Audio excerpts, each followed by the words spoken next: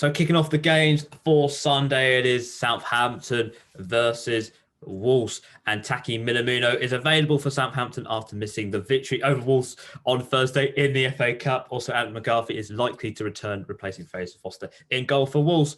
Aiton Nori and Johnny, who both featured in the side this week, look like they're going to be eased back into action after their injuries. But Raul Jimenez, Willy Bolly, and Daniel Podence all remain on the sidelines for Wolves.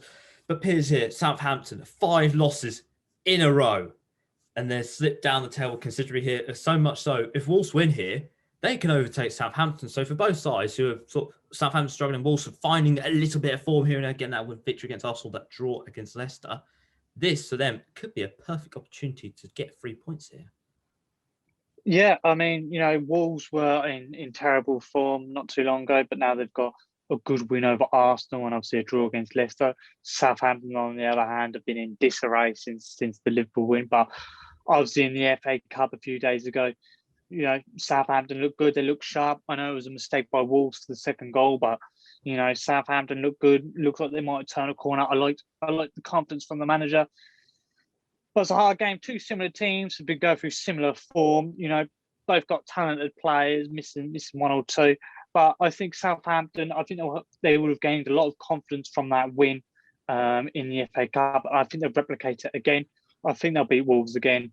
And I'm going to go for a 1-0 to Southampton. So it's West Brom versus Manchester United today. And for West Brom, Diagana is back in training after his hamstring problem, but is not ready to play yet. And it looks like some of the new loan signings for West Brom could be making their debuts for the side. We'll have to wait and see. For Manchester United, they're going to be without Paul Pogba because of a thigh injury. Eric Bailly, he is back in training after a 6-match absence. It looks like Luke Shaw, Fernandes, Cavani and McTominay could be starting after making substituted appearances in the FA Cup on midweek. But Piers, West Brom, they need to get victories here. If they want any sort of survival here, they need to start picking up points with 4 losses from the last 5 games. Doesn't look too good. And they're coming up against Manchester United, who are very good away from home. We've seen them absolutely demolish teams away from home. West Brom are at home. Goals might be flying here. Yeah, you say goals might be flying. I totally agree. I think they will be flying, but in one direction.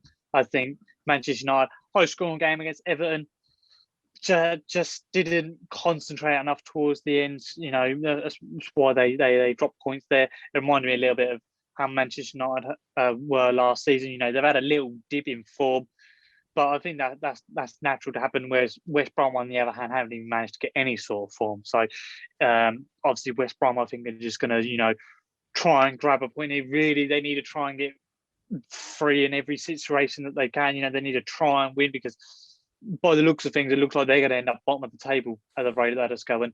So I think it's going to be a one-way game. I think Manchester United are going to get goals here, and I'm going to go for a 4-1 to United. So it is Arsenal versus Leeds today, and for Arsenal, they're going to be like Thomas Partey, who sustained a hamstring problem in the defeat to Aston Villa last weekend. Kieran Tierney is still on the sidelines with a leg injury, and also Bert Leno and David Luiz are available after only serving 1 match of their suspensions. For Leeds, they're going to be monitoring Calvin Phillips, who won off in the victory over Crystal Palace on Monday, and Bielsa doesn't expect any more injuries to his side to be returning just yet.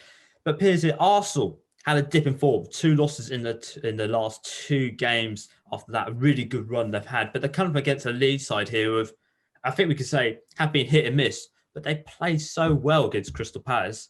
And if they can do that again, Arsenal are going to be in big trouble here. Yeah. I mean, Leeds looked like they were firing on all cylinders against Palace. I thought they looked really good. The goals they scored were brilliant, and they just played good football.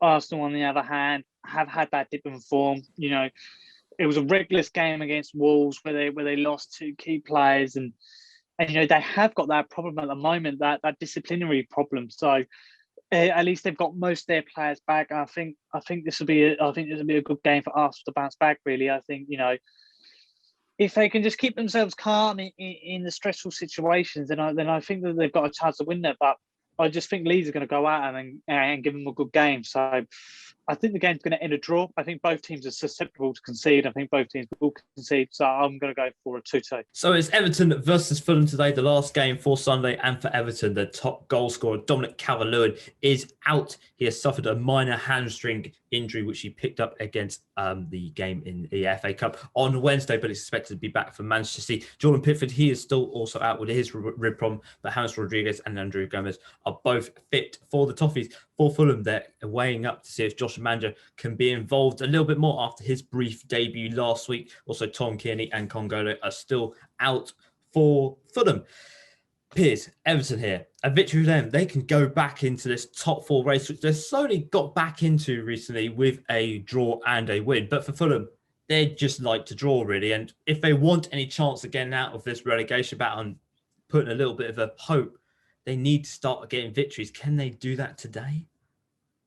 Yeah, it's an interesting game. It's a shame for Everton. Their key man out. I think if Richarlison plays, he looks really good in that last game. I know he's very hit and miss with his form, but he looked good. He looked good against Tottenham, and I thought Everton played some really good football. Obviously, Tottenham made some key mistakes, but they look good.